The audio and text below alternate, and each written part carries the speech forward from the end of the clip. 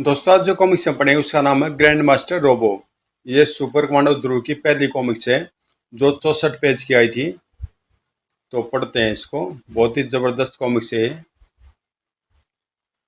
ये इसका नया कवर पेज है।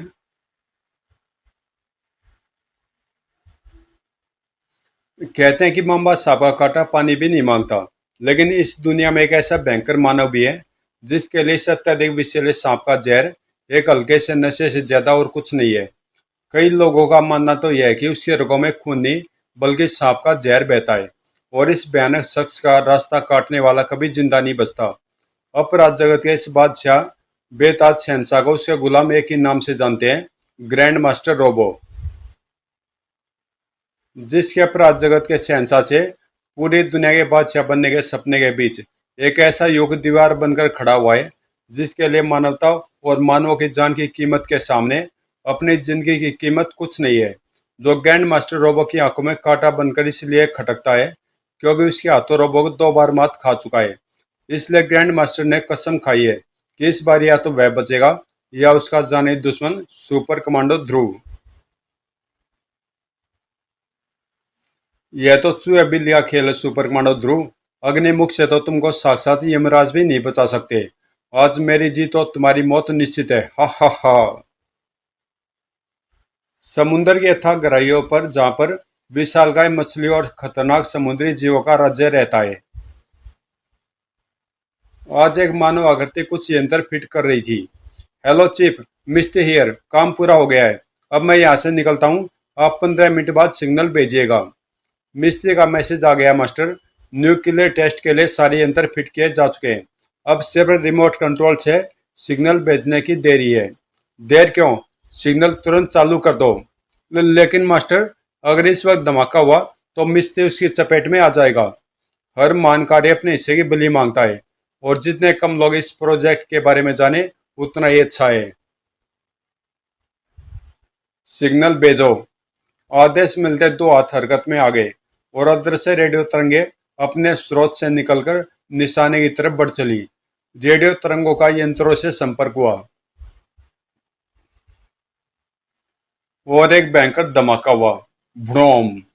इसके बाद मिस्त्री कहाँ गया यह किसी को पता नहीं चला और न ही किसी को यह जानने में दिलचस्पी थी। इस विनाशकारी न्यूक्लियर ब्लास्ट का असर समुद्र की सतह तक भी आया और फिर धीरे धीरे सब शांत हो गया। अब इस धमाके का एकमात्र मुख्य गवाह था मूंगे की मोटी दीवार में धमाके के कारण बना एक बड़ा छेद।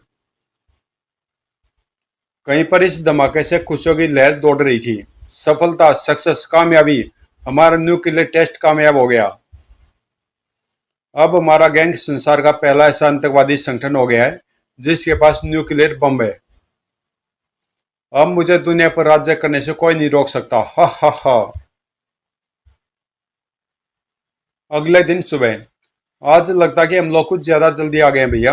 बीच पर हमारे अलावा और कोई नहीं दिख रहा है। जल्दी? 7 बजने वाले हैं देवी जी। आज आपके चक्कर में हम भी लेट हो गए। सब लोग घूमकर जा भी चुके होंगे। अच्छा अच्छा, चुपचाप दौड़ो वरना बोलते बोलते ही सांस फूल जाएगी और अगर ज्यादा बोले तो पानी में ढकेल आओ। तभी श्वेता का पैर किसी ऊपरी चीज से टकराया और हा हा हा, देखा, दूसरों का बुरा चाहने वाले का खुद बुरा होता है। अब तुम स्नान ध्यान करो, तब तक मैं चक्कर मार कर आता।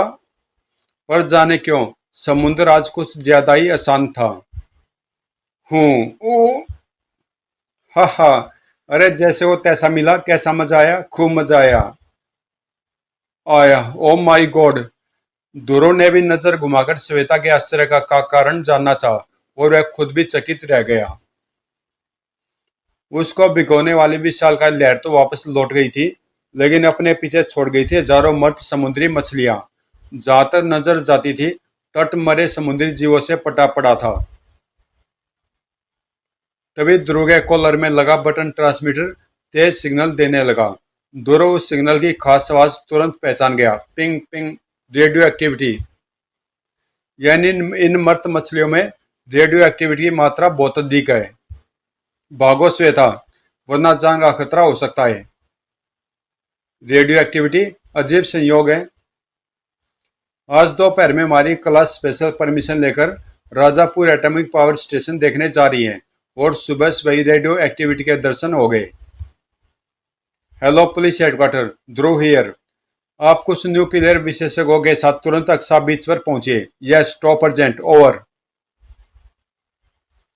आधे घंटे के अंदर पुलिस ने पूरे इलाके को घेर लिया। तुम्हारा शक सही है ध्रुव, इन मछलियों में जबरदस्त रेडियो एक्टिविटी है और इनकी मौत का कारण भी एकदम साफ है।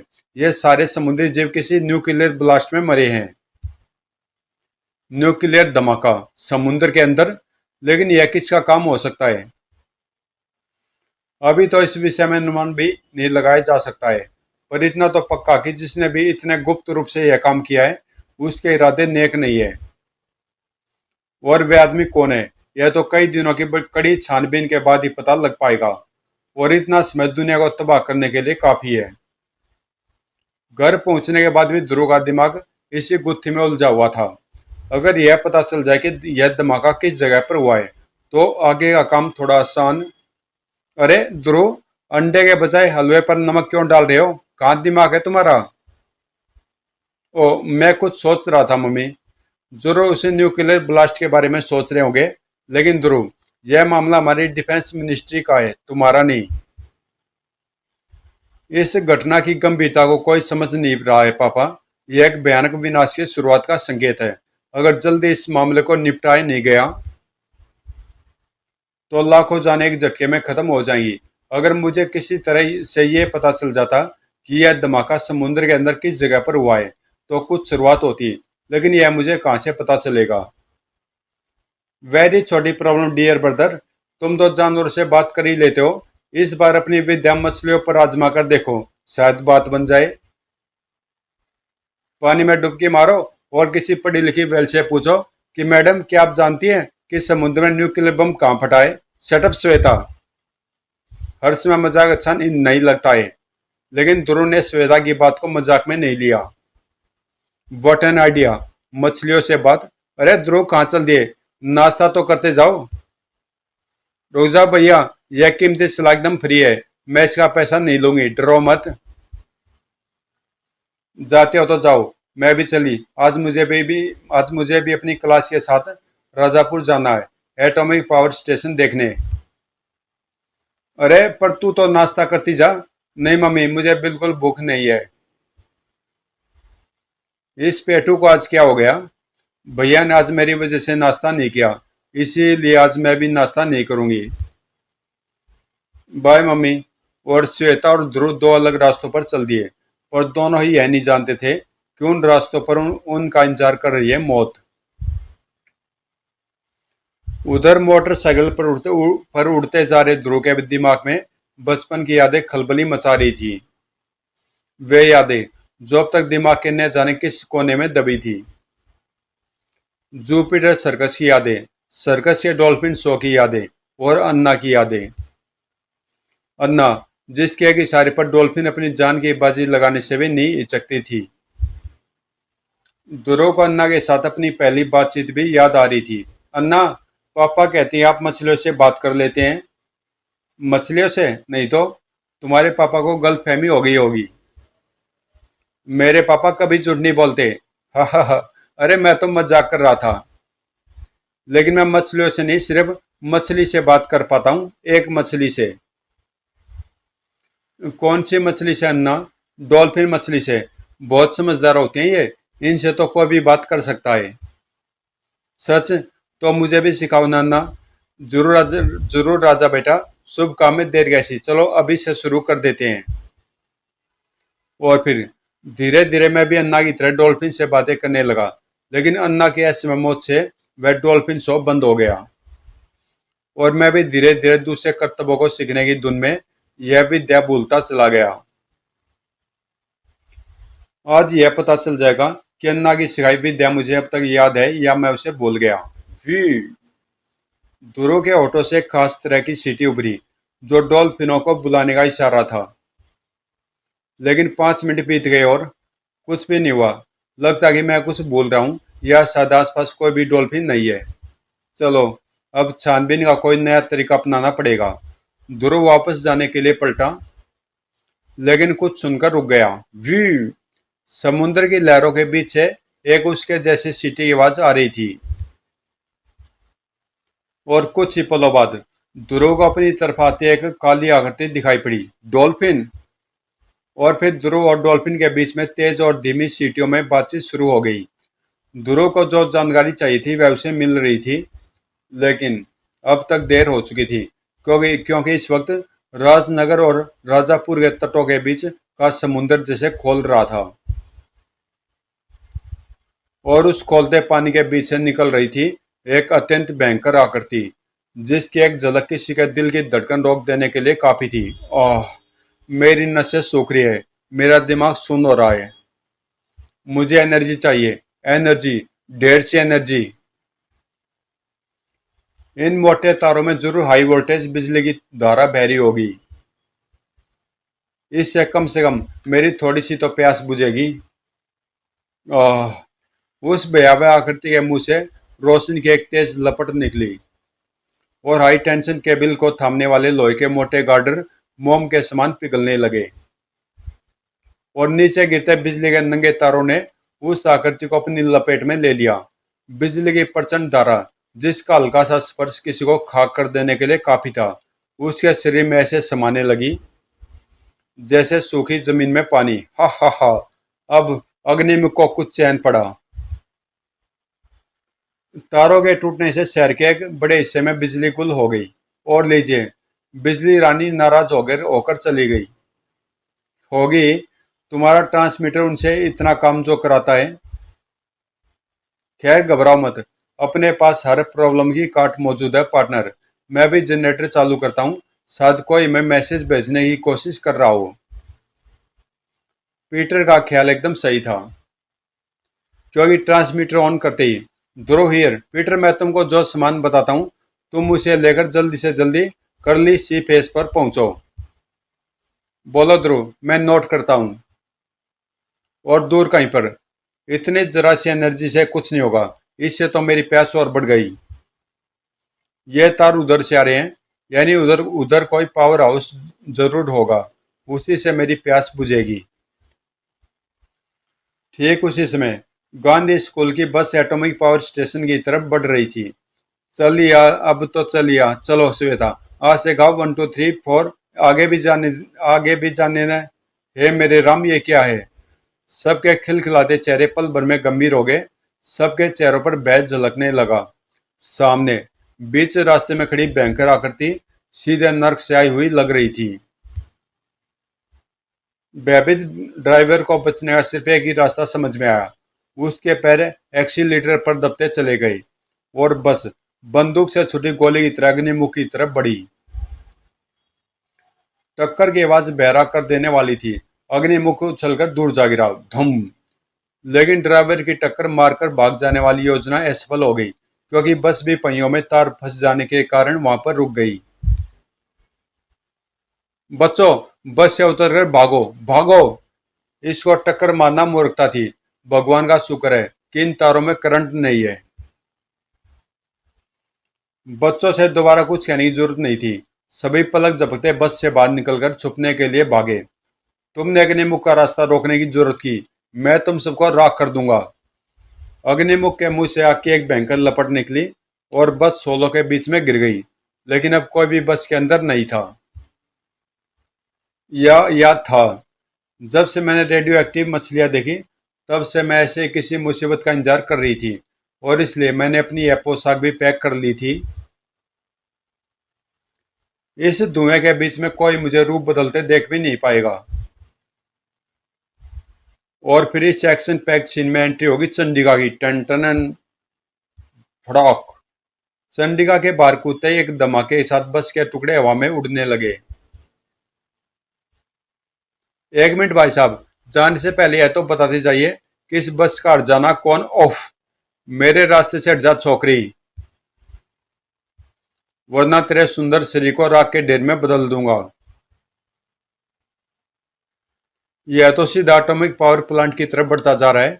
मुझे मारने में इसकी कोई दिलचस्पी नहीं है, लेकिन इसको पावर प्लांट पहुंचने से रोकना होगा, वरना जो कुछ होगा वह सोचकर ही रूह कांप जाती है। बस का भारी लोहे का चक्का अग्निमुख के शरीर से टकराया और अग्निमुख तारों के बीच में जा गिरा। चंडिका ने बिजली की सी फुर्ती से तार को पकड़कर खींचा और अग्निमुख का शरीर लोहे की एक मजबूत कुंडली में कैद हो गया। अब क्या इरादा मिस्टर ज्वालामुखी? शांति से मेरे साथ चलते हो या दो चार हाथ और दिखाऊं? हा हा हा, मूर्ख लड़की, तू समझती है कि तू मुझे पकड़ सकती है? तो ले। और अगले पल अग्निमुख के शरीर से बिजली की एक हाई वोल्टेज करंट निकली और चंडिका का पूरा शरीर झंझना उठा। अब जिंदगी और मौत के बीच में सिर्फ 4 कदम की दूरी थी और चंडिका बचने के लिए कुछ भी नहीं कर सकती थी। और किसी गुप्त स्थान पर, मास्टर गजब हो गया, हमारे न्यूक्लियर ब्लास्ट में मरी मछलियां राजनगर के तट पर पहुंच गई है। हे शैतान, तुरंत अपने कुछ आदमियों को ब्लास्ट वाली जगह पर भेजो ताकि वे वहां लगे सारे यंत्र निकाल लाए, वरना उनके जरिए कोई हम तक भी पहुंच सकता है और यह काम तुरंत होना चाहिए। कहीं वहां पर कोई हमसे पहले पहुंच गया तो पूरे संसार की जासूसी एजेंसियां हमारी तलाश करने लगेगी। ग्रैंड मास्टर रोबो का शक बेबुनियाद नहीं था, क्योंकि ठीक इसी वक्त एक डॉल्फिन के पीछे दो आकृतियां न्यूक्लियर ब्लास्ट वाले स्थान की तरफ बढ़ रही थी। अब रेडिएशन का स्तर बढ़ रहा है, यहाँ से तुम वापस लौट जाओ दोस्त, वरना तुम्हारी जान को खतरा हो सकता है। बस न्यूक्लियर ब्लास्ट वाली जगह यहाँ से ज्यादा दूर नहीं होगी। डॉल्फिन तुरंत वापस घूम गई और ध्रुव तथा पीटर ने अपनी यात्रा जारी रखी। यहाँ पर रेडिएशन की मात्रा बहुत ज्यादा हो गई है, शुक्र के हमने पहले से एंटी रेडिएशन सूट पहन रखे हैं। ध्रुव, वह देखो, मूंगे की दीवार में एक बड़ा छेद। इसके अगल बगल कुछ यंत्र और तारों के गले टुकड़े भी हैं। मुझे पूरा यकीन है कि यही न्यूक्लियर ब्लास्ट वाली जगह है। अब यहाँ से कोई ऐसा सबूत। गुड गॉड, क्या हुआ पीटर? देखो इस छेद के पार। वो ध्रुव के दिमाग से सारी परेशानी एकाएक गायब हो गई, क्योंकि उसकी आंखों के सामने एक ऐसा अद्भुत दृश्य था जिसको आज तक किसी ने भी नहीं देखा था। यह क्या ध्रुव? पता नहीं पीटर, लेकिन लगता कि हम लोगों ने कोई बहुत अद्भुत चीज ढूंढ निकाली है। हमको अंदर चलकर देखना चाहिए कि आखिर यह क्या है, सच या नजरों का धोखा। बाद में पीटर, अभी नहीं। किसी भी चीज को अच्छी तरह से समझ बूझ कर ही आगे कदम बढ़ाना चाहिए। वैसे भी हमारा मुख्य काम अभी इस ब्लास्ट की छान। पीटर की बात सुनकर ध्रुव पलटा, लेकिन कुछ बोल नहीं पाया, क्योंकि अगले पल उसका पाइप भी एक जकड़न में कस चुका था। मास्टर का ख्याल सही था, कुछ जासूस हमारी तलाश में यहाँ तक पहुंच गए हैं, लेकिन ये यहाँ से जिंदा वापस नहीं। ओ, ये जरूर उसी कमीने के आदमी होंगे जिसने इस स्थान पर न्यूक्लियर धमाका किया है, और ये मुझे उसके पास तक पहुंचाएंगे। मास्क के कान रोबो के आदमी यह नहीं समझ पाए थे कि उनका मुकाबला साधारण जासूसों से नहीं, बल्कि ध्रुव और कमांडो पीटर से है। मुकाबला बहुत मामूली और छोटा सा हो सकता था अगर उसी वक्त रोबो के कुछ और आदमी वहां पर न पहुंच जाते। एकांक दुश्मनों की संख्या कई गुना बढ़ गई है। ओह, अब तो बगैर किसी मदद के इनसे जीतना मुश्किल है, पर मदद आएगी कहां से? या तो किसी को भी नहीं मालूम है कि हम कहाँ। लेकिन तभी ध्रुव की सोच को गलत साबित करती हुई मदद आ पहुंची। डॉल्फिन। डॉल्फिन का हमला अप्रत्याशित और जोरदार था, और पानी के अंदर एक डॉल्फिन 10 आदमियों के बराबर थी। रोबो के आदमियों के पास अब भागने के अलावा और कोई चारा नहीं था। भागो, मैं तो तेरे बोलने से पहले से ही भाग रहा हूं। वाह दोस्त, आज तो तुमने बचाया। आओ पीटर, अब वे लोग जल्दी वापस आने की हिम्मत नहीं। पीटर। लेकिन पीटर सुनने की हालत में नहीं था। लड़ाई के दौरान रोबो के आदमी पीटर का मास्क नोचने में सफल हो गए थे। ओह, अब तो पीटर को लेकर तुरंत सतह पर पहुंचना होगा। लेकिन सतह तक पहुंचते पहुंचते तो पीटर का दम घुट चुका। तभी ध्रुव के बगल में एक सरसराहट हुई, और अगले पल ध्रुव बेहोश पीटर के साथ तेज से समुद्र की सतह की तरफ बढ़ रहा था। दूसरी तरफ चंडिका चुपचाप अपनी तरफ बढ़ती मौत को देख रही थी। हा हा हा, अब तुझे मैं ऐसी मौत मारूंगा जिसे देखकर कोई भी मेरा रास्ता रोकने रोकने के ख्याल से कांप। ओह! पैरों में तार फंसने से अग्निमुख लड़खड़ाकर गिर पड़ा और पास ही छुपा बस का ड्राइवर मौका पाकर तेजी से चंडिका की तरफ लपका। घबरा मत बिटिया, हम अभी तो का बचावत है। और उसको उठाकर वह अग्निमुख से विपरीत दिशा में भागा। और जब तक अग्निमुख तारों की कैद से निकल पाता, तब तक ड्राइवर चंडिका के साथ घनी झाड़ियों में ओझल हो चुका था। अग्निमुख कुछ पलों तक पीछा करने की सोचता रहा और फिर इरादा बदलकर वापस एटॉमिक पावर स्टेशन की तरफ बढ़ने लगा। एटॉमिक पावर प्लांट में हर कोई आने वाले विनाशकारी तूफान से बेखबर था। हेलो डॉक्टर राव, क्या बात है? बड़ी खूबसूरत सेक्रेटरी रखी है, भाभी जी को मालूम है या नहीं? तुम्हारी आदतों की तरह तुम्हारे ख्याल भी गंदे ही हैं डॉक्टर पाटिल। यह मेरी सेक्रेटरी नहीं बल्कि एक रिसर्च छात्रा है, मिस नताशा। यह पत्रकारिता का कोर्स कर रही है और इनके रिसर्च का विषय है भारत और नाभिकीय ऊर्जा। आश्चर्य की बात तो यह है कि ये पिछले 1 साल से हमारे प्लांट में आती जाती रही। Sir sir, security officer Raghav, अरे तुम्हारा तो पूरा बदन झुलस गया, पर कैसे? सर, बाहर एक आग उगलता आदमी। ओह ओह, यह तो बेहोश हो गया। लेकिन यह आग उगलता आदमी का क्या मतलब? बात पूरी होने से पहले ही डॉक्टर राव को अपनी बात का जवाब मिल गया। एनर्जी, आहा, यहाँ से मुझे भरपूर एनर्जी मिलेगी। कड़ कड़ कड़। थोड़ी दूरी पर चंडिका की ताकत धीरे धीरे वापस आ रही थी।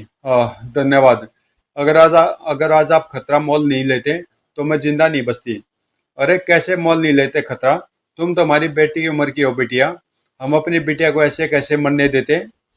वह चलता फिरता ज्वालामुखी किधर गया चाचा? वो ससुरा उस तरफ गया है, राजापुर बिजली स्टेशन की तरफ। पर तुम काहे खड़ी होगी? उसको रोकना बहुत जरूरी है चाचा, वरना वह इस पूरे इलाके को मरघट में बदल देगा। लेकिन बिटिया सुनो तो। मेरी चिंता छोड़िए चाचा, और सब बच्चों को लेकर यहाँ से जल्दी निकल जाइए। उम्मीद है कि इस अफरा तफरी में ड्राइवर यह उम्मीद है कि इस अफरा तफरी में ड्राइवर यह ध्यान नहीं देगा कि श्वेता बच्चों के बीच में नहीं है। लेकिन अग्निमुख से अकेले निपट पाना मेरे लिए संभव नहीं लगता, इसलिए मुझे अपने लिए स्पेशल मदद का इंतजाम करना पड़ेगा। अपनी बेल्ट में लगे स्पेशल ट्रांसमीटर के जरिए चंडिका ने अपने ट्रांसमीटर को ऑन किया और उससे खास तरह की तरंगें निकलने लगी। और कमांडो हेडक्वार्टर में टी टी टी, ये हमारी स्पेशल फ्रीक्वेंसी पर किसका इमरजेंसी सिग्नल आ रहा है? ध्रुव का? नहीं रेणु, यह signal Rajapur atomic power station के पास से आ रहा है। वो ध्रुव ने तो अभी कुछ देर पहले पीटर को करली सी फेस पर बुलाया था। करली सी फेस और यह पावर प्लांट तो अलग अलग दिशा में है। फिर यह सिग्नल किसका हो सकता है? किसी का भी हो सकता है, लेकिन उसकी मदद तो करनी होगी। पर राजापुर पहुंचते पहुंचते तो बहुत देर हो जाएगी और यह इमरजेंसी सिग्नल है। देर नहीं होगी करीम, क्योंकि हम लोग वैन से नहीं, स्टार हेलीकॉप्टर से जाएंगे। चलो फास्ट, एक पल की भी देर करना ठीक नहीं है। उधर अग्निमुख को सिर्फ एक चीज की तलाश थी, एनर्जी की, और उसके रास्ते में रुकावट डालने वाली हर चीज उसकी दुश्मन थी। और जब तक चंडीगढ़ पावर स्टेशन तक पहुंचती, अधिकतर लोग वहां से भाग चुके थे। हा हा हा, एनर्जी पीने की शुरुआत यहीं से की जाए। हे भगवान, यह तो साक्षात भस्मासुर लग रहा है। लेकिन मैं भी इसको रोकने का कोई न कोई रास्ता निकाल लूंगी। आहा, अब मेरी ताकत कुछ कुछ वापस आ रही है। लेकिन इतने से कुछ नहीं होगा, मुझे ढेर सारी पावर चाहिए एक साथ। और वह पावर मुझे इस पावर स्टेशन में लगे न्यूक्लियर रिएक्टर से मिलेगी। उसके बाद मैं इस दुनिया का सबसे शक्तिशाली। तभी एक्टर की गड़गड़ाहट ने अग्निमुख का ध्यान अपनी तरफ खींच लिया। लेकिन अग्निमुख को कुछ करने का मौका नहीं मिल पाया। धड़ाम, और उसका शरीर ट्रक और दीवार के बीच में पिस गया। वाऊ, ये लड़की तो एकदम तूफानी है। यह खबर ग्रैंड मास्टर तक पहुंचते देर नहीं लगी। Master, Rajapur atomic power station से हमारे जासूस ने एक संदेश भेजा है। वहां पर एक आग उगलता आदमी तोड़फोड़ कर रहा है। क्या उसी पावर प्लांट से डिजाइन चुरा चुरा कर तो हमने न्यूक्लियर शक्ति हासिल की है, और वह कमीना उसी को तोड़ रहा है। हमारी सैटेलाइट के कैमरे को वहीं पर फोकस करो। हाँ मास्टर, हमारा जासूस एकदम सही सलामत है। शैतान का शुक्र है। ओहो, तो ये है वह आग उगलता मानव। तोड़ फोड़ तो अच्छी करता है, लेकिन लेकिन हमारा जासूस तो सुरक्षित है ना। इस विनाशकारी आदमी को तो हमारी गैंग में होना चाहिए था वाइपर। यह हमारे गैंग का आदमी है मास्टर। यह मिस्ती है। इसके कपड़े और गले के पट्टे को ध्यान से देखिए। मिस्ती यानी यह धमाके से मरने के बजाय आग उगलता मानव बन गया है। लेकिन यह तो गड़बड़ हो गई। अब मिस्ती को जल्दी से जल्दी ठिकाने लगाना पड़ेगा, वरना अगर इसको किसी ने पकड़ लिया तो यह उनको हमारे इस अत्यंत गुप्त अड्डे का पता बता सकता है। इस मुसीबत से बचने का सिर्फ एक ही रास्ता है, मिस्ती की मौत। सब गड़बड़ हो रही है। पहले मछलिया राज नगर के तट पर पहुंच गई, फिर मिस्ती बच गया, और हमारे आदमी अब तक उस ब्लास्ट वाली जगह से यंत्र लेकर वापस नहीं आए। कारण सीधा सा था, क्योंकि रोबो के आदमी डॉल्फिन के डर से अब तक छुपे हुए थे। वे वापस चले गए। हाँ कायर, अब जल्दी करो। देर हुई तो मास्टर हमारी खाल उतार लेगा। उसको जब पता चलेगा कि कुछ लोग हमसे पहले ही यहाँ पहुंच चुके हैं, तो हमारी खाल तो वैसे ही खिंचवा देगा। हम उसको यह बात बताएंगे नहीं, फिर उसको पता कैसे? वाऊ, क्या हुआ? कोई खजाना दिख गया क्या? खजाने का भी बाप मूर्ख, देख इस छेद के पार। यह क्या डोमर? कोई शहर लगता है, सोने का बना हुआ, लाखों टन सोना। ग्रैंड मास्टर तो यह खबर सुनकर पागल हो जाएगा। हम उसे पागल बनाना नहीं चाहते, इसलिए हम उसको यह भी नहीं बताएंगे कि यह खजाना हमने ढूंढा है, और इस पर सिर्फ हमारा हक है। आज के बाद से हम किसी के गुलाम नहीं। ये क्या? तभी कुछ देखकर सबकी जुबान तालू से चिपक गई। उनकी यह हरकत एकदम सामान्य थी, क्योंकि छेद के बीच से निकलकर राज समुद्री जीव बहादुर से बहादुर आदमी का भी खून सुखा देने के लिए काफी था। यह किस लोक का प्राणी है? बड़बड़ मत कर मूर्ख, और यहाँ से भाग ले। यह जरूर इस खजाने का रक्षक होगा।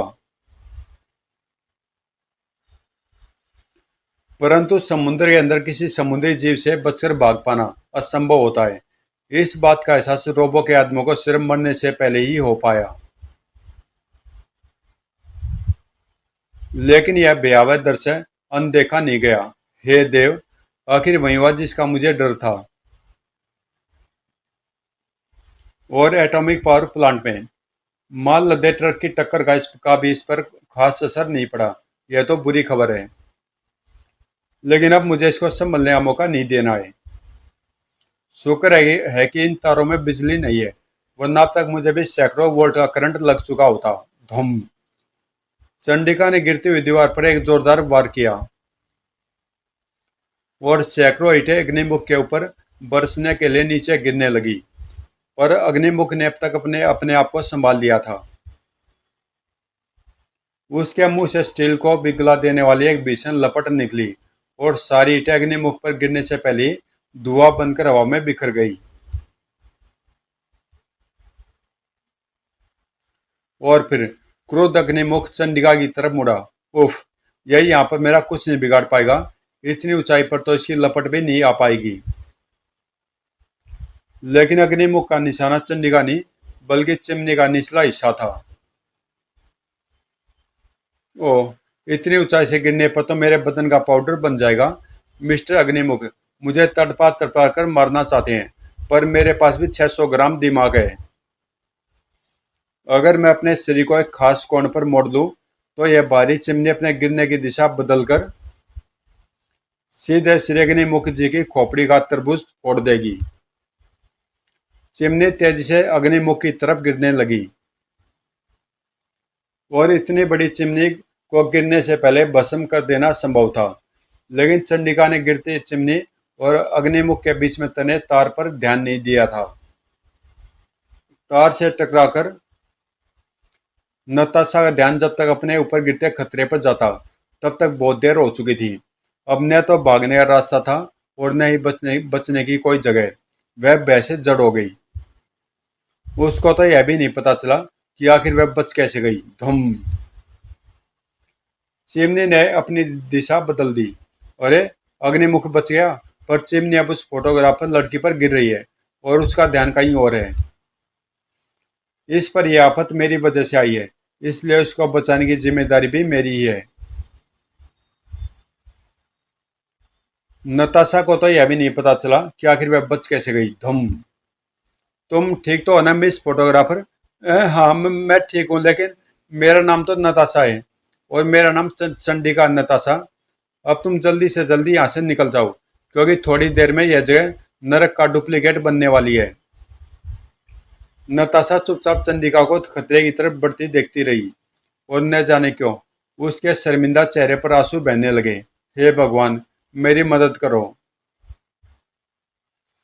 ओह, अब इसके और न्यूक्लियर रिएक्टर के बीच सिर्फ कंक्रीट और शीशे की एक मोटी दीवार है, और इस रुकावट को रास्ते से हटाना इसके लिए बाएं हाथ का खेल। इससे पहले कि चंडिका अग्निमुख तक पहुंच पाती, दीवार एक धमाके के साथ ढह गई। मेन न्यूक्लियर रिएक्टर सामने दिख रहा था और अब उसके और अग्निमुख के बीच और कोई रुकावट नहीं थी। धमाक। अब या तो इस पार या उस पार वाला मामला है। अब या तो मैं नहीं या फिर अग्निमुख। लेकिन तभी चंडिका आसमान से आ रही है गड़गड़ाहट की आवाज सुनकर ठिठक गई। घर। स्टार हेलीकॉप्टर, यानी मेरा सिग्नल भेजना व्यर्थ नहीं गया। घबराओ मत चंडिका, अब इस यमदूत से हम निपट लेंगे। तुम आराम से तमाशा देखो। खट। अगले पल ऊपर से गिरे एक शिकंजे ने अग्निमुख के न्यूक्लियर रिएक्टर की तरफ बढ़ रहे कदमों को रोक दिया, और कुछ समझ पाने के पहले अग्निमुख ने अपने आप को हवा में उड़ता हुआ पाया। हेलीकॉप्टर को उस चिमनी की तरफ ले चलो रेणु,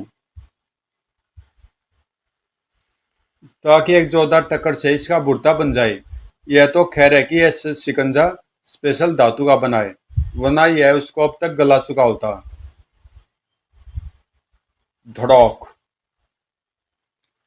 लेकिन शिकंजे से जुड़ी चैन स्पेशल धातु की नहीं थी। बौखलाए हुए अग्निमुख ने एक ही फुंकार में उसको गला दिया। लेकिन यह एक जबरदस्त गलती थी, क्योंकि अग्निमुख का शरीर कई फुट ऊपर से लहराता हुआ नीचे कड़ी जमीन से आ टकराया। धम।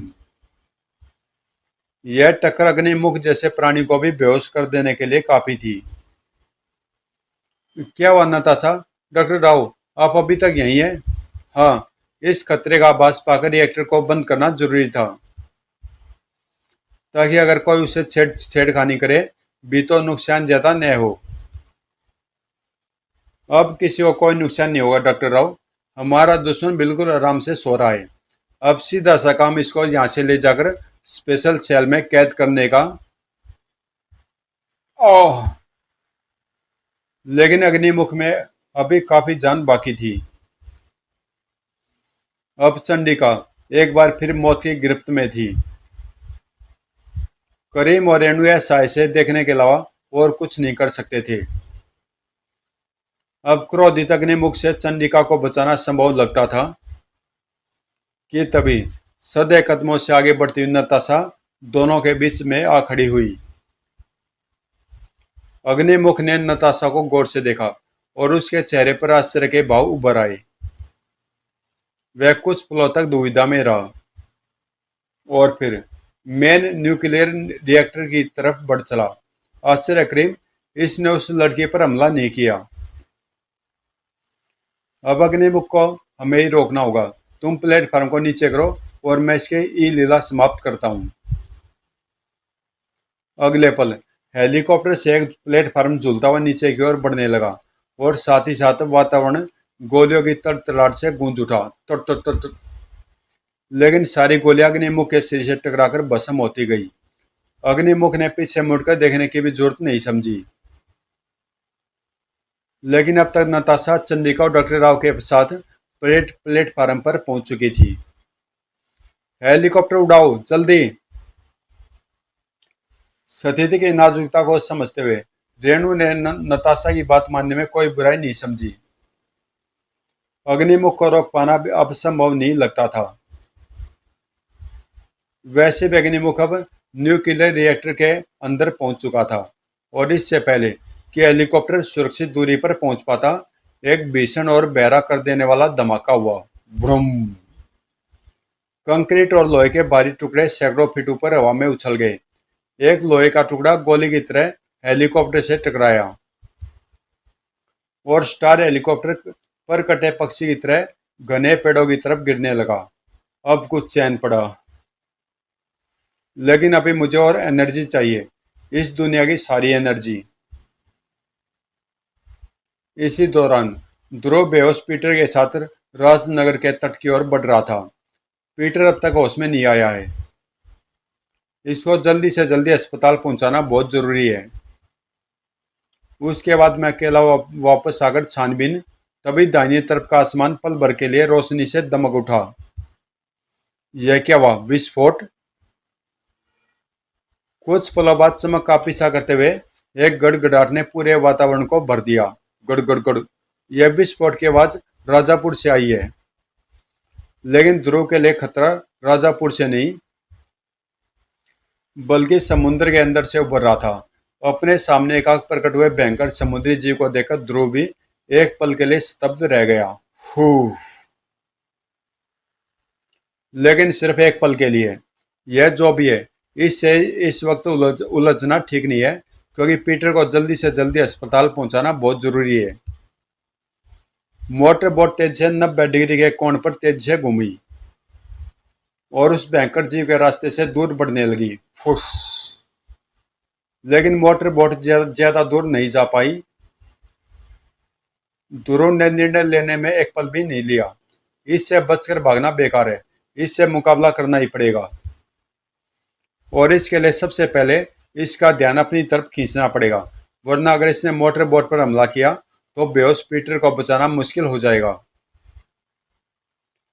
हालांकि मैं किसी जीव को मारने के खिलाफ हूं, लेकिन यह प्राणी शर्तियां उन जीवों की श्रेणी लेकिन यह प्राणी शर्तियां उन जीवों की श्रेणी में नहीं आता।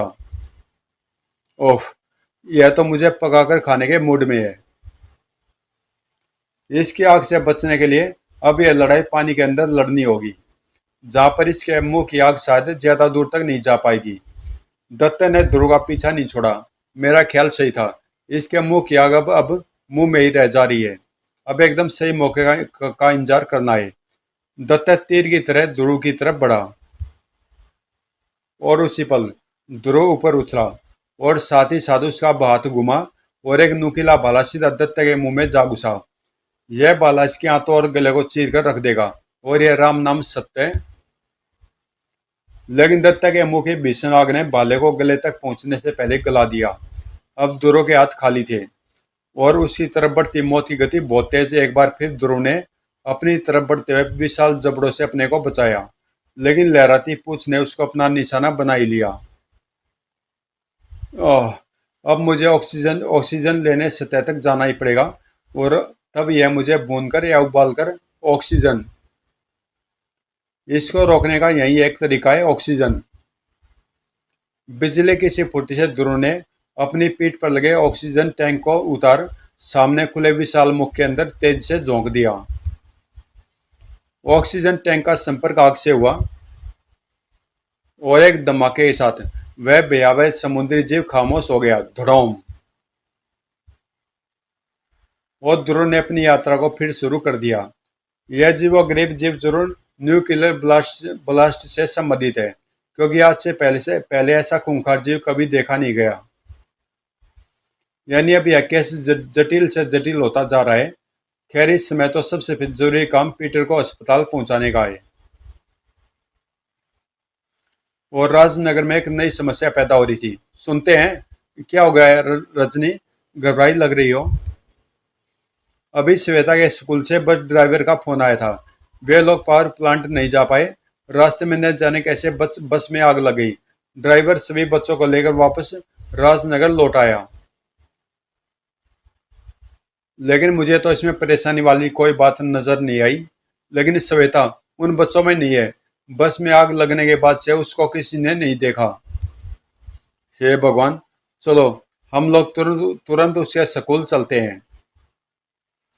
राजन और रजनी कार की तरफ लपके लेकिन दबी। Emergency sir, Rajapur atomic power plant को एक आग उगलते आदमी ने तबाह कर दिया है। आप तुरंत हेडक्वार्टर पहुंचिए। ओह, मुझे तुरंत ऑफिस जाना होगा रजनी। तुम श्वेता के स्कूल पहुंचो, मैं थोड़ी देर में वहां आता हूँ। आप और आपका काम, बच्चों के अलावा सारी दुनिया की फिक्र आपको। Slow driver. इस नई घटना से अनजान ध्रुव पीटर के साथ अस्पताल की तरफ बढ़ रहा था और अग्निमुख और एनर्जी की तलाश में राजनगर आ पहुंचा था। एनर्जी, कहाँ एनर्जी? चारों तरफ जान बचाने के लिए भगदड़ मच रही थी। एटॉमिक पावर प्लांट की सारी ऊर्जा पीकर अग्निमुख अत्यंत शक्तिशाली हो गया था। उसके रास्ते में आने वाली हर वस्तु धूल में मिलती जा रही थी। उसको सिर्फ एक ही चीज की तलाश थी, एक और बिजली घर की।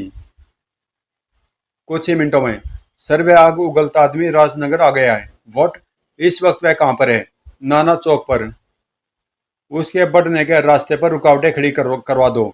मैं भी खुद नाना चौक पहुंचता हूं। और अस्पताल में घबराओ मत ध्रुव, अब पीटर खतरे के बाहर है।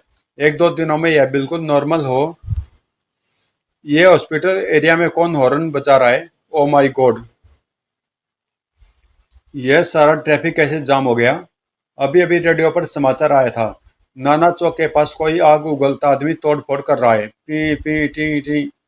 इसलिए पुलिस ने उधर जाने वाला सारा ट्रैफिक रोक दिया है। आग उगलता आदमी? आज ये क्या हो रहा है? अगले पल ध्रुव तेज से सीढ़ियां उतर रहा था। पहले आग उगलता समुद्री जीव और अब आग उगलता आदमी। मुझे जल्दी से जल्दी नाना चौक पहुंचना होगा, लेकिन उधर जाने वाली हर सड़क पर तो जबरदस्त ट्रैफिक जाम लगा हुआ है। इसलिए अब मुझे अपने लिए एक स्पेशल रास्ते का इंतजाम करना होगा। वह रास्ता जिस पर ध्रुव के अलावा और कोई नहीं चल सकता। और अगले ही पल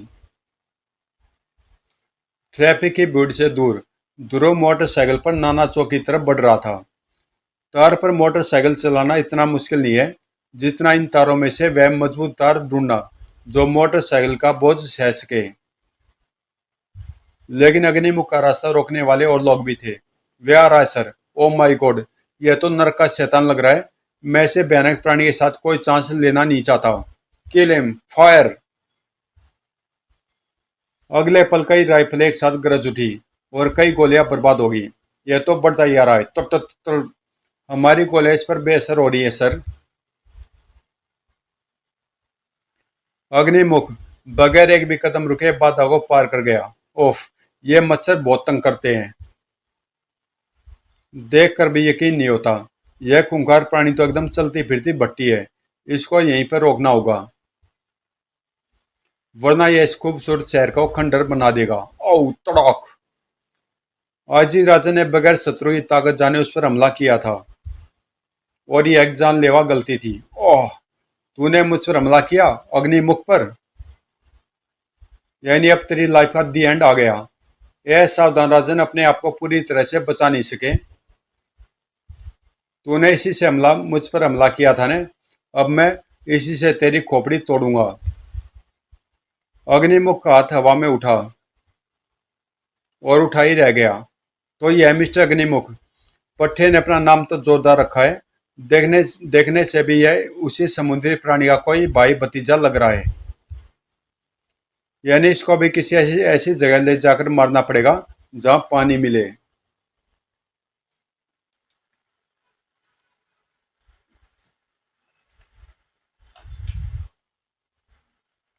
और यहाँ पर पानी का सबसे बढ़िया स्रोत है यह फायर ब्रिगेड का वाटर पंप।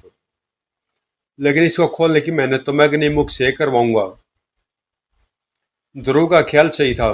गुस्से से भरा अग्निमुख उसकी तरफ पलटा और एक ही फुंकार में पंप गल गया। अब पंप से निकलती तेज और मोटी धारा को सिर्फ दिशा की जरूरत थी। और देखते देखते वातावरण में पानी भाप से भर गया। लेकिन ध्रुव ने अग्निमुख की शक्ति का गलत अंदाजा लगाया था। तू मेरी बहुत एनर्जी खत्म करवा रहा है छोकरे।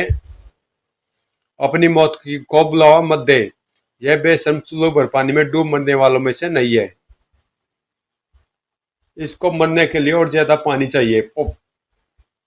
ध्रुव के मजबूत हाथों ने एक झटके से मेन होल का भारी ढक्कन उखाड़ लिया और पलक झपकते उसका शरीर हवा में उड़ता हुआ अग्निमुख के पीछे जा पहुंचा और अगले पल उसका हाथ घुमा और अग्निमुख एक भारी टक्कर खाकर सीधे खुले मैन होल में जा गिरा। ठक। ध्रुव की योजना सफल हो गई। वह आगे लपका और मैन होल का ढक्कन वापस अपनी जगह पर फिट हो गया। तब इस शहर के शहरों में इतना पानी और इतनी जहरीली गैसें हैं कि इसका बचकर बाहर आना संभव है। अब सबसे जरूरी काम पापा को सुरक्षित जगह पर पहुंचाने का है और उसके बाद अग्निमुख को पकड़ने के लिए स्पेशल पुलिस फोर्स से संपर्क करना होगा ताकि वे जल्दी से जल्दी यहाँ पहुंचकर अग्निमुख को हिरासत में ब्रूम। लेकिन तभी सैकड़ों प्रेशर कुकर एक साथ फटने जैसी भयंकर आवाज में ने तभी सभी लेकिन तभी सैकड़ों प्रेशर कुकर एक साथ फटने जैसी भयंकर आवाज ने ध्रुव काजी राजन को वहीं पर छोड़ने के लिए विवश कर दिया। मेन होल के अंदर बनी भाप ने अपने जबरदस्त प्रेशर से मेन होल के भारी ढक्कन को हवा में पत्ते की तरह उड़ा दिया था। तू समझता था कि तू मुझे पकड़ पाएगा, अब मैं बिना तुझे खत्म किए आगे नहीं बढ़ूंगा। यह तो वाकई बहुत शक्तिशाली है। यह मेरी हर स्कीम को फेल करता जा रहा है और मेरे पास इसको पकड़ने के रास्ते खत्म हो रहे हैं। हा हा हा। बचो और बचो सुपर कमांडो ध्रुव, लेकिन अब तुमको अग्निमुख यमराज के हवाले करके ही रहेगा। हमारा एजेंट राजापुर एटॉमिक प्लांट से वापस आ गया क्या मास्टर? पर हमारा एजेंट राजापुर एटॉमिक प्लांट से वापस आ गया मास्टर, पर क्यों? उसको तो अभी वापस नहीं आना था। खैर उसे आराम करने दो और ध्यान रहे कि कोई उसके आराम में खलल न डाले।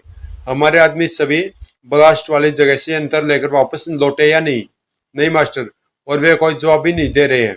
क्या? तुरंत चेक करो, कहीं कोई गड़बड़ तो नहीं है। अगले पल स्क्रीन पर जो दृश्य भरा उसे देखकर रोबोट सब कुछ भूल गया। शैतान की कसम, यह तो सोने का शहर है वाइपर। आज तक इस मूंगे की चट्टान ने इसको दुनिया की नजरों से छिपा कर रखा था और इस बीच हम छोटे मोटे कामों में अपना समय खराब कर रहे थे। इतना सारा खाली सोना, लाखों लाख टन। वाइपर, तुरंत हमारी पूरी अटैक फोर्स को तैयार करो। हमको तुरंत इस स्वर्ण नगरी पर कब्जा करना है, किसी भी कीमत पर, किसी भी कीमत पर। और टूटे फूटे राजापुर एटॉमिक प्लांट के पास क्रीम, रेणु और चंडिका को लगभग एक साथ ही होश आया। नीली छतरी वाले की कृपा से हम लोग घनी झाड़ियों पर गिरे, वरना हम लोगों के शरीर का। अरे, नताशा और डॉक्टर राव कहाँ गए? उनको होश आ गया होगा और वे चले गए। किसी डॉक्टर ने यह थोड़ी कहा है कि सबके होश में आने का इंतजार कीजिए और फिर जाइए। अब यहाँ खड़े रहना बेकार है। पावर प्लांट में बहुत सारे लोग गाड़ियां छोड़कर भागे हैं, वहीं से कोई गाड़ी लेकर वापस राजनगर चला जाए। क्यों चंडिका? अरे, चंडिका फिर चलेगी? इसका नाम तो Guinness book of world record में होना चाहिए। रेणु, मेरा हाथ पकड़ लो, आजकल बहुत लोग गुम हो रहे हैं। और थोड़ी देर बाद क्रीम और रेणु एक दबी पिछली कार में राजनगर की तरफ बढ़ रहे थे। बेचारे स्टार हेलीकॉप्टर की किस्मत ही खराब है। जब निकालो अब तब उसे कोई तोड़ देता है। पिछली बार अफ्रीकनों ने उसका कबाड़ा कर दिया था और इस बार रेणु देखो। ओह, इस बस का तो बहुत बुरा हाल है। यह भी जरूर अग्निमुख का ही काम होगा। तभी करीम को तेज से ब्रेक मारना पड़ा क्योंकि रास्ते में एकाएक एक भयंकर भयभीत आकृति कार को रुकवा रही थी। श्वेता, श्वेता तुम यहाँ क्या कर रही हो? एक एक आग उगलते आदमी ने सुबह हमारी स्कूल बस जला दी। मैं बेहोश हो गई। जब मुझे सुबह को होश आया तो बाकी लोग मुझे छोड़कर जा चुके थे। सड़क। बस बस अब चुप हो जाओ। हम सबसे पहले तुमको लेकर स्कूल चलते हैं और इन्हें इन्फॉर्म करके हम लोग सीधे घर चलेंगे। ओके?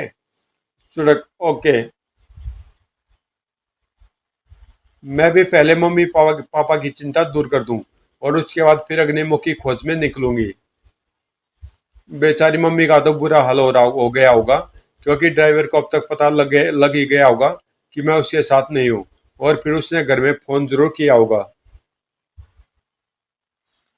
लेकिन श्वेता को अगर ध्रुव के बारे में पता होता तो वैसी गलती कभी नहीं करती, क्योंकि ध्रुव को इस समय मदद की सख्त जरूरत थी। ओह, अब अगर इसको रोकने का जल्दी कोई रास्ता नहीं मिला तो मैं ज्यादा देर तक बच नहीं पाऊंगा।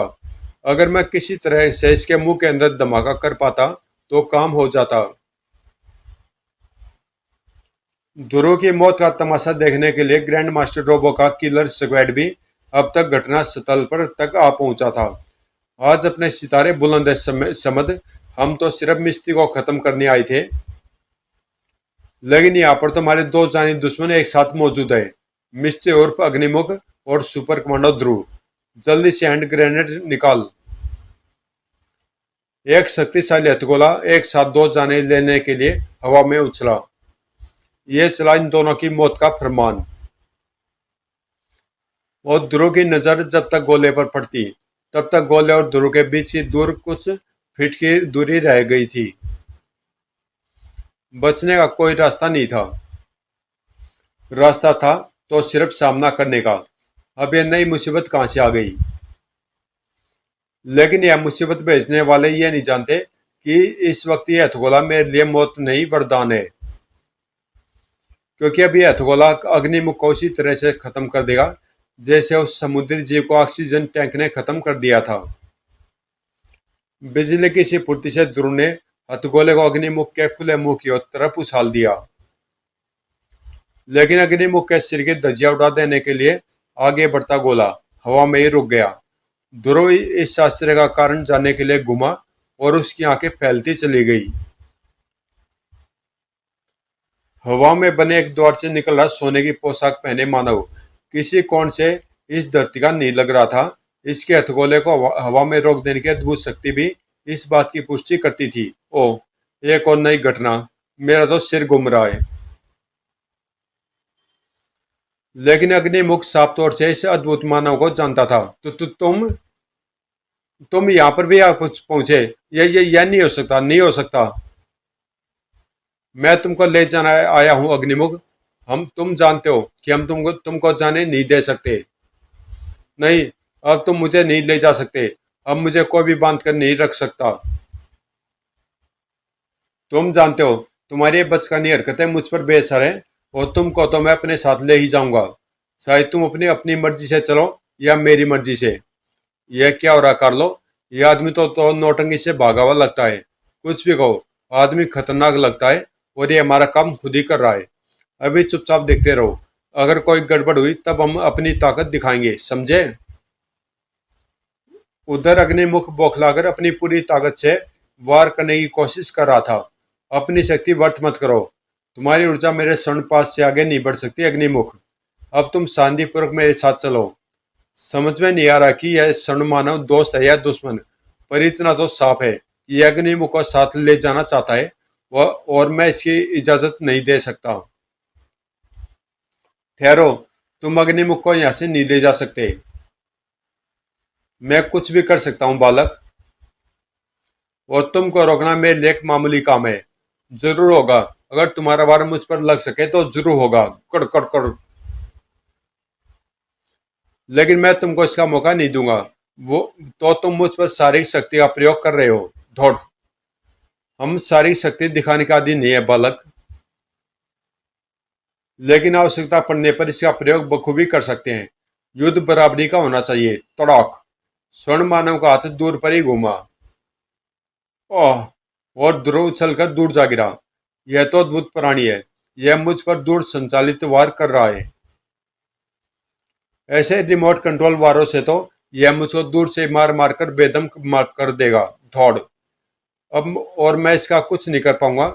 मुकाबला बराबरी का नहीं है, इसलिए अब मुझे अपने लिए मदद बुलानी होगी। ची ची ची। अगले पल आकाश में उड़ रही चिड़ियों का एक झुंड तेजी से नीचे उतरा। ची ची ची। अचानक वैसे हमले से स्वर्ण मानव संभल नहीं पाया। उसके हाथ में पकड़े स्वर्ण पास का दूसरा सिरा नीचे जा गिरा। अब इससे पहले कि यह संभले, मुझे इसको काबू में कर लेना है। इस मानव को पकड़ने के लिए हमारे हथियार शायद बेकार साबित हो, लेकिन इसको इसके अपने हथियार से तो पकड़ा जा ही सकता है। और इससे पहले कि स्वर्ण मानव कुछ समझ पाता, वह अपनी सुनहरी रस्सी के बंधन में बंध चुका था। ओह! लेकिन कुछ लोगों को यह बात पसंद नहीं आई। बाजी पलट रही है समझ, ध्रुव ने इन दोनों को कैदी बना लिया है, यानी अब हमको बीच में टांग अड़ानी ही पड़ेगी। तुम बहुत बुद्धिमान और बलवान हो बालक। आज मैं पहली बार किसी से के हाथों परास्त हुआ हूँ। धोए धोए धोए। तारीफ करना छोड़ो और मुझे अपने बारे में ओह। तभी गोलियों के एक तेज बौछार ने ध्रुव को दूर हट जाने पर मजबूर कर दिया। ये वही लोग होंगे जिन्होंने हथगोला फेंका था। ये लोग इस गली से हथियार इधर गोलियां चला रहे हैं और इन गोलियों की बौछार में मैं उन तक नहीं पहुंच सकता। स्वर्ण मानव ने इस व्यवधान का फायदा तुरंत उठाया। थोड़ थोड़ थोड़। ओह, ये दोनों भाग रहे हैं और हमारे बीच में गोलियों की बौछारें। ध्रुव के देखते देखते स्वर्ण मानव और अग्निमुख दरवाजे के अंदर गायब हो गए। मैं इनको भागने नहीं दे सकता, वरना फिर यह कभी पता नहीं चल पाएगा कि ये दोनों कहाँ गए। ओह, इस द्वार का आकार तो भी छोटा होता जा रहा है। थोड़ी देर में यह बिल्कुल गायब हो जाएगा, पर इस द्वार तक पहुंचने के लिए गोली की बौछार रोकनी जरूरी है। वो ध्रुव के गले से एक तेज गुर्राहट निकलकर चारों तरफ फैल गई और इसका जवाब भी तुरंत आया। गलियों में घूम रहे दर्जनों की संख्या में आवारा कुत्ते ध्रुव के एक पुकार पर ग्रैंड मास्टर रोबो के भेजे हथियारों पर टूट पड़े।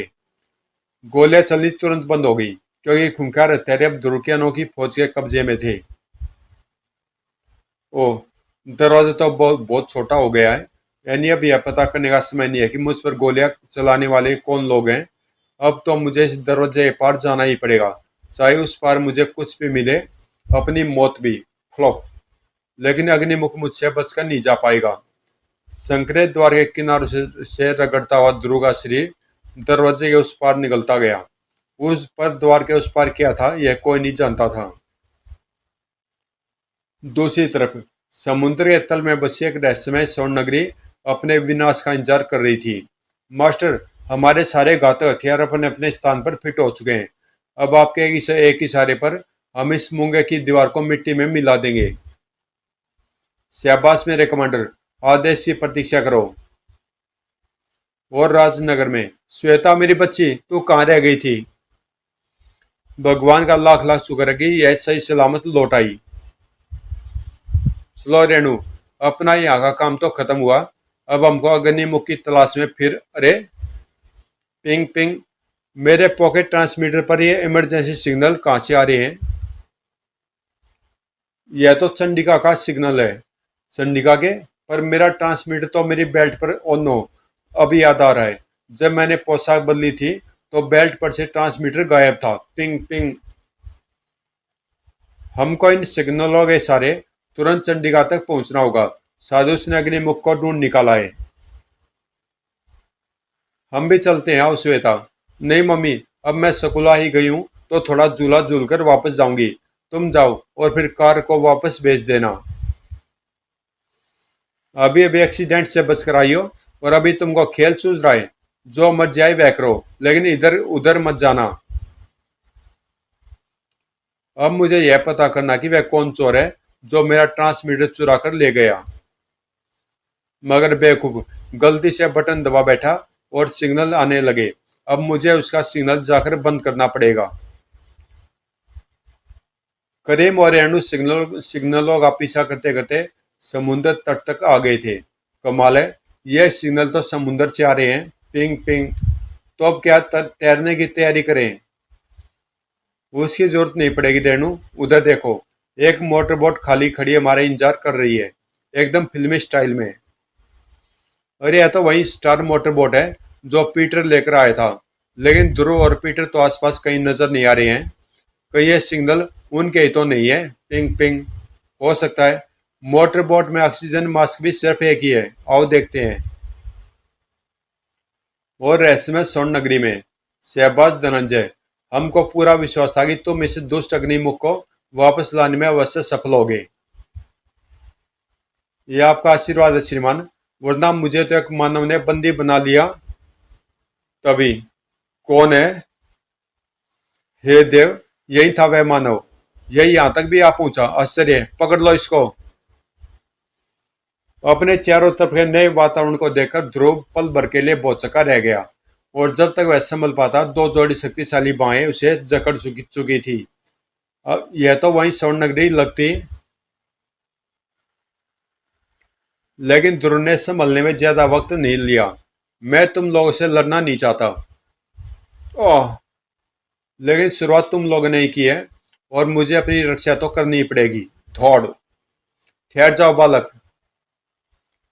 तुम ऐसे पहले मानो जो अपनी इच्छा से हमारी स्वर्ण नगरी में आया है। तुम कौन हो और तुम्हारे आने का क्या कारण है? मेरा नाम ध्रुव है, और मैं अग्निमुख को यहाँ से ले जाने के लिए आया हूँ। हम इसकी आज्ञा नहीं दे सकते ध्रुव। इस नगरी में आने के बाद कोई धरतीवासी वापस नहीं जा सकता, और फिर अग्निमुख तो हमारा अपराधी है। अपराधी? पर ये अग्निमुख कौन है? आप लोग कौन है, और आप समुद्र के अंदर क्यों रहते हैं? अग्निमुख कौन है इसका उत्तर तो तुमको मालूम होना चाहिए, क्योंकि अभी तुम्हारी तरह धरतीवासी ही है। वैसे तो हम लोग भी मानव ही हैं, और पृथ्वी के ही वासी हैं, परंतु हमने तो आपके बारे में कभी नहीं सुना। जरूर सुना नहीं तो पढ़ा जरूर होगा अपने पुराणों और प्राचीन कथाओं में। हमारी सभ्यता युगों पुरानी है ध्रुव, तुम्हारी धरती की किसी भी सभ्यता से लाखों वर्ष पुरानी। हम लोग उस युग के हैं जिसकी कहानियां तुम पुराणों में पढ़ते हो। ब्रह्मास्त्र, दिव्यास्त्र, पुष्पक विमान जैसे अद्भुत वस्तुएं हमारे युग की ही हैं। महाभारत के युद्ध में हमारे पुरखे भी लड़े थे, लेकिन फिर प्रलय आ गई, पूरी पृथ्वी पानी से भर गई। उस समय हमने समुद्र के अंदर इस स्वर्ण नगरी का निर्माण किया और यहीं रहने लगे। हमारा ज्ञान विज्ञान युगों पहले से भी काफी उन्नत था, और तब से अब तक हमारे विज्ञान ने जितनी प्रगति कर ली है वह तो धरतीवासियों को जादू के समान लगेगी। पर आप इस विज्ञान को धरतीवासियों के साथ क्यों नहीं बांटते? क्योंकि तुम लोग हिंसक और क्रूर हो। तुम लोग इस विज्ञान का इस्तेमाल युद्ध के लिए करोगे। यही कारण है कि हम धरतीवासियों के संपर्क में नहीं आना चाहते। अब तक तो मूंगे की चट्टानी दीवार ने हम लोगों को छुपा कर रखा था, लेकिन इस दुष्ट अग्निमुख ने उसको तोड़कर हमें दुनिया वालों के सामने ला दिया। यह तो उस धमाके से लगभग मर चुका था, लेकिन यह हमारी भूल थी कि हमने इस पर तरस खाकर इसके शरीर में फिर से जान डाली। लेकिन हमको यह पता नहीं था कि न्यूक्लियर धमाके की वजह से यह मानव से एक आग उगलते दानों के रूप में बदल गया है। इस घटना से हम भी अचंभित रह गए, और इसका फायदा उठाकर अग्निमुख तबाही मचाता हुआ इस नगरी से भाग निकला। उसको इस विनाश के अपराध की सजा देने के लिए अग्निमुख को पकड़कर वापस लाना जरूरी था। इससे पहले कि हम इसका पीछा नहीं कर पाते, हमको सूचना मिली कि कुछ अन्य समुद्री जीव भी इस धमाके से आग उगलते जीवों के रूप में बदल गए हैं। वे हमारे लिए खतरा बन सकते थे, इसलिए हमने पहले उनको पकड़कर कैद करना शुरू किया। फिर भी एक ऐसा जीव हमारी पकड़ से बचकर भाग निकला। उसने कुछ गोताखोरों को मार भी डाला।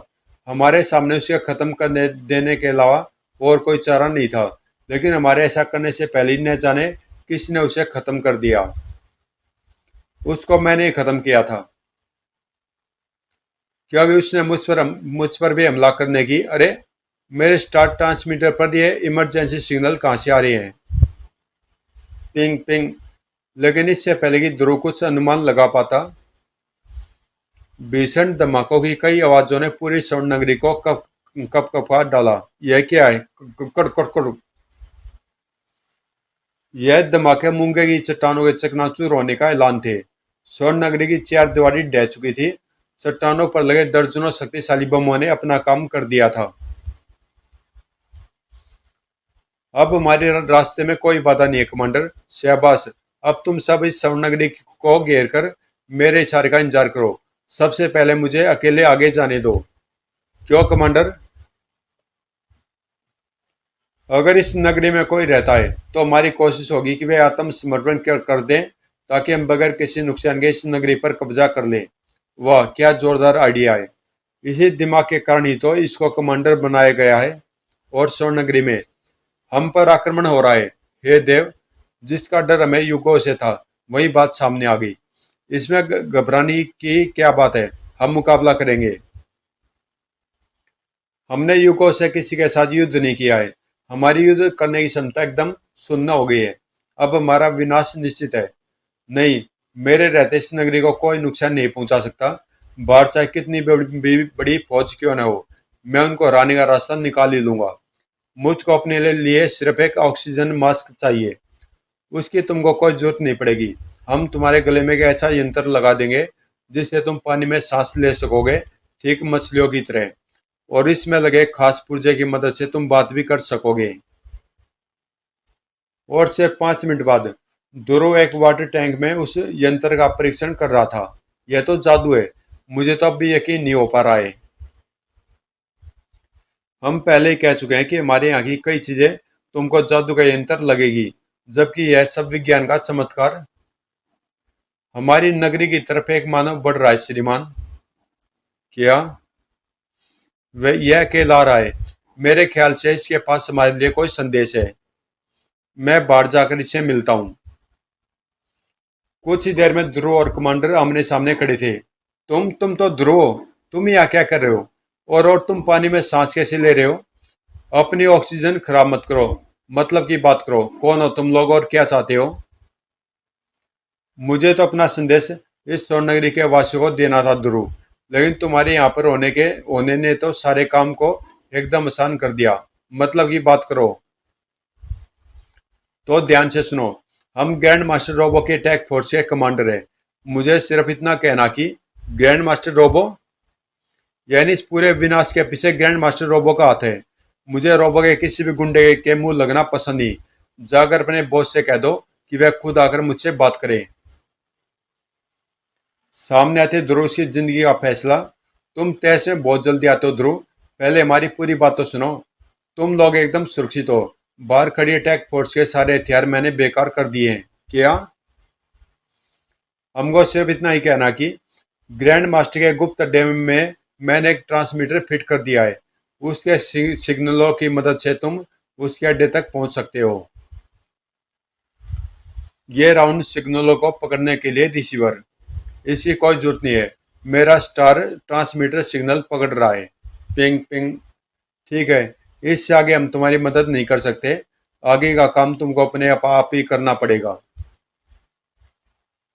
लेकिन ये सारे भेद तुम मुझे क्यों बता? Good bye mister Dhruv, best of luck. यह क्या चक्कर है? कहीं ये रोबो का कोई नया प्लान तो नहीं है? लेकिन मेरे सामने और कोई रास्ता नहीं है। मुझे इसकी बात पर भरोसा करने का खतरा उठाना ही पड़ेगा। और फिर तो ये परिस्थिति है। हाँ, रोबो के टैग फोर्स के हथियार चाहे बेकार हो गए हों, पर फिर भी वे सब पेशेवर हत्यारे हैं। उनसे निपटने के लिए हमको कुछ मदद चाहिए। पर क्या हमारे पास तो ऐसा कोई अस्त्र नहीं है जो इस युद्ध में तुम्हारी मदद कर सके? है।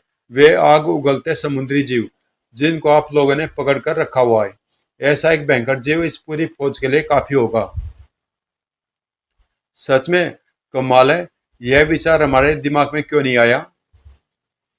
और सतह पर सिग्नल समुद्र के अंदर से आ रहे हैं रेणु, हमारे ठीक नीचे से। हमको पानी के अंदर जाना पड़ेगा। यह काम हम में से कोई एक ही कर सकता है, क्योंकि बोट में ऑक्सीजन मास्क सिर्फ एक ही है और उसे मैं पहन चुकी हूँ। चंडिका, तुम बोट में कैसे? हम तो यह समझ रहे थे कि यह सिग्नल तुम भेज रही हो। तुम लोग गलत भी समझ रहे थे और सही भी। सिग्नल मेरे ट्रांसमीटर के ही है, लेकिन उसे मैं नहीं भेज रही हूँ। अब तुम दोनों अच्छे बच्चों की तरह मेरा इंतजार करो। लौटते में मैं तुम दोनों के लिए एक मछली लेकर आऊंगी। गई। अब तो हम इंतजार करने के अलावा कुछ कर भी नहीं सकते। और समुद्र के अंदर क्या हुआ कमांडर? उन लोगों ने सोचने के लिए थोड़ा वक्त मांगा है।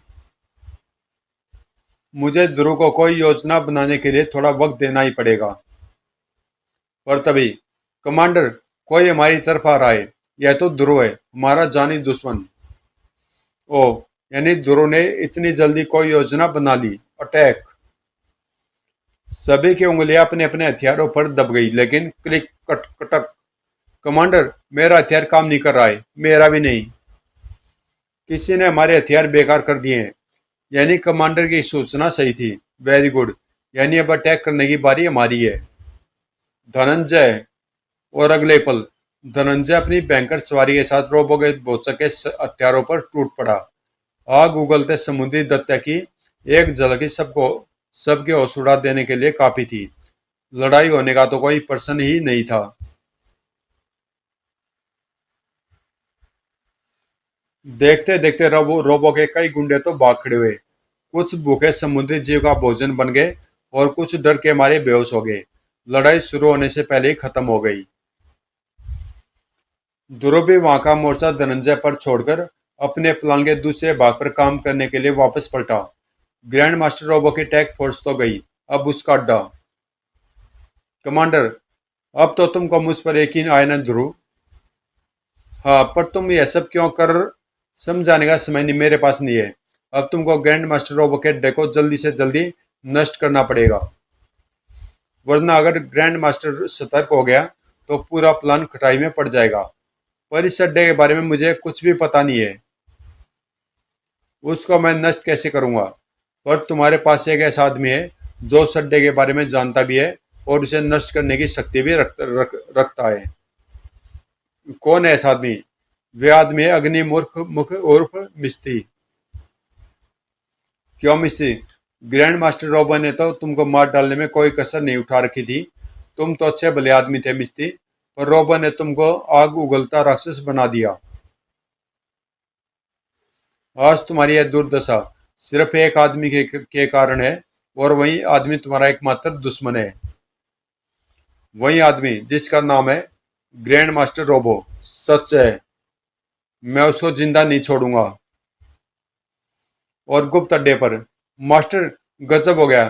किसी ने हमारे साथ जबरदस्त गद्दारी की है क्या? हाँ मास्टर, किसी ने हमारी अटैक फोर्स के सारे हथियार बेकार कर दिए और फिर स्वर्ण नगरी में रहने वालों ने उन सबको गाजर मूली की तरह काट डाला।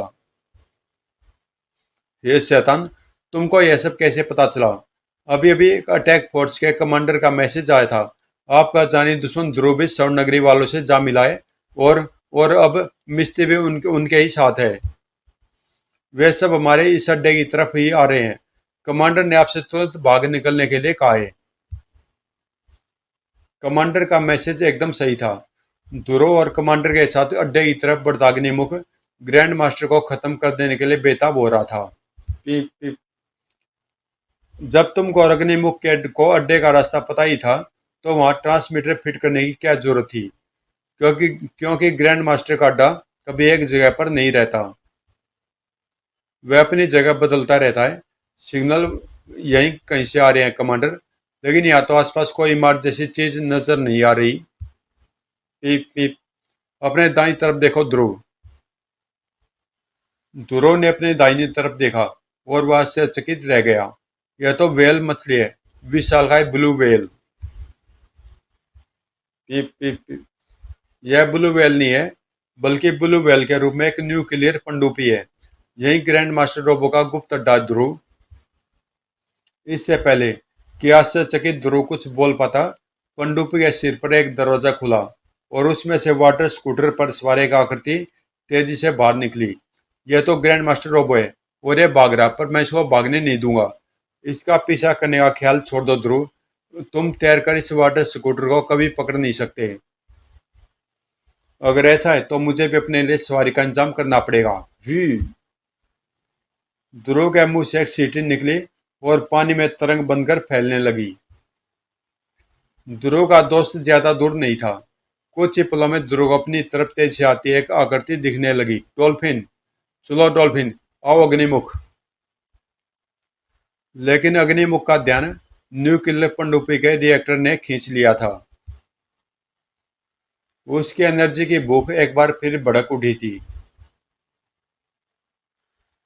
ध्रुव को अग्निमुख की अब कोई जरूरत भी नहीं थी। यह स्कूटर तो सच में बहुत तेज चल रहा है। डॉल्फिन इसका पीछा नहीं कर सकती और मैं रोबो को पकड़ नहीं सकता। डॉल्फिन भी यह बात समझ गई है। वह यह वापस पलट रही है। नहीं, यह तो सुरंग की तरफ जा रही है। यह जरूर कोई छोटा रास्ता है, शॉर्टकट। ध्रुव का ख्याल सही था। सुरंग से बाहर निकलते ही उसका सामना अपनी तरफ आते रोबो से हो गया। रोबो ने सामने खतरा देखकर स्कूटर को मोड़ने ही की कोशिश की, लेकिन डॉल्फिन तब तक उस तक पहुंच चुकी थी। उसके एक भीषण धक्के से स्कूटर दूर जा गिरा। बस दोस्त, अब यहां से मैं इसको संभाल लूंगा। अब दो जानी दुश्मन आमने सामने थे और दोनों ही जानते थे कि जिंदा रहने की सिर्फ एक ही सूरत है, अपने दुश्मन की मौत। आश्चर्य, यह पानी में सांस ले रहा है। मुझे बहुत सतर्क रहना होगा। मैं इसकी मशीनी शक्ति का मुकाबला नहीं कर सकता। और वहां से थोड़ी दूर पर आखिर पनडुब्बी के अंदर घुसने का रास्ता बना चुका था अग्निमुख। अब उसके सामने लगा न्यूक्लियर रिएक्टर उसको खुला आमंत्रण दे रहा था और उसको रोकने वाला भी कोई भी नहीं था। महीनों के भूखे की तरह अग्निमुख के दोनों हाथ रिएक्टर के ऊपर कस गए और रिएक्टर से निकलती प्रचंड एनर्जी उसके शरीर में तेजी से समाने लगी। दूसरी तरफ ग्रैंड मास्टर रोबो ध्रुव को खत्म कर देने के लिए पागल हो रहा था। आज तेरी वजह से मेरा गैंग तबाह हुआ ध्रुव, अब मैं तुझे जिंदा नहीं छोड़ूंगा। तुमको तुम्हारी दुनिया पर राज करने की हवस ने तबाह किया रोबो। तुमको उन लाखों लोगों की आने ने तबाह किया है जिनकी लाशों पर तुमने अपना साम्राज्य बनाया था। तुम्हारा वह साम्राज्य तो खत्म हो गया रोबो, अब उसके साथ साथ तुम्हारी भी खत्म होने की बारी है। मेरी नहीं छोकरे, तुम्हारे खत्म होने की बारी है। आज मेरे हाथों से बनी लाखों लाशों में एक लाश और जुड़ जाएगी। रोबो के सिर में मौजूद मशीनी शक्ति के सामने ध्रुव अपने आप को बेबस महसूस कर रहा था। ओह, मुझसे सांस नहीं ली जा रही है। ध्रुव का दम घुट रहा था और उसके चेहरे पर मौत का नीलापन उभर रहा था। लेकिन उसका दिमाग अभी भी ग्रैंड मास्टर रोबो की उस कमजोरी पर था जिससे उसका शरीर आजाद था। ध्रुव के एक झटके से रोबो का मास्क उसके चेहरे से अलग हो गया। खेल पलट चुका था। रोबो ने घबराकर भागने की कोशिश की, लेकिन ध्रुव की पकड़ ऑक्टोपस के शिकंजे जैसी मजबूत थी। अब इसके बेहोश होने में ज्यादा समय नहीं है। एक बार यह बेहोश हो जाए फिर मैं ओह। पीछे से एक जबरदस्त वार हुआ और ध्रुव का दिमाग अंधकार में डूबता चला गया। लेकिन अब तक सिग्नलों का पीछा कर रही चंडिका वहां तक पहुंच गई थी। ओह, यह क्या! चीते की तरफ झपट्टा मारकर चंडिका ने ध्रुव पर हमला करने वाले को अपनी गिरफ्त में ले लिया। ग्रैंड मास्टर भागो, इसको संभालने का काम मुझ पर छोड़ो, भागो। ग्रैंड मास्टर रोबो कुछ पलों तक आश्चर्य से देखता रहा और फिर अपने चेहरे पर मास्क दोबारा फिट करके पानी की घनी परतों के बीच ओझल हो गया। हमको आपस में लड़ने की जरूरत नहीं, अब नहीं है चंडिका। मैं तुम्हारे साथ चलने को तैयार हूँ। यह आवाज यानी तुम। हाँ, तुम ठीक समझिए। अब हमें ध्रुव को संभालना चाहिए। मेरी छठी इंद्रिय कह रही है कि अब यहाँ पर रुकना ठीक नहीं है। और कुछ ही पलों बाद ध्रुव दो मजबूत बाहों के बीच में तेजी से सतह की तरफ बढ़ रहा था। कमांडर की छठी इंद्रिय सही कह रही थी। अग्निमुख किसी लालची की तरह एनर्जी को अपने अंदर सोखता चला जा रहा था। लेकिन अब उसके पूरे शरीर की नसें फट पड़ने को बेताब हो रही थी। उसका पूरा शरीर फूल कर एक अजीब सी चमक से चमकने लगा था। उसके शरीर के अंदर से एक जबरदस्त दबाव जोर मार रहा था। लेकिन उसके हाथ रिएक्टर पर कसते ही जा रहे थे। इस लालच का जो अंजाम होना था वही हुआ। अग्निमुख का शरीर किसी ज्यादा हवा भरे गुब्बारे की तरह फटकर छोटे छोटे कणों में बिखर गया। भड़ोम। और साथ ही साथ रोबो का गुप्त अड्डा भी एक धमाके के साथ उड़ गया। धमाके ने आसपास के पूरे समुद्र को मत कर रख दिया। लेकिन अब सभी सुरक्षित दूरी पर थे। भड़ाक।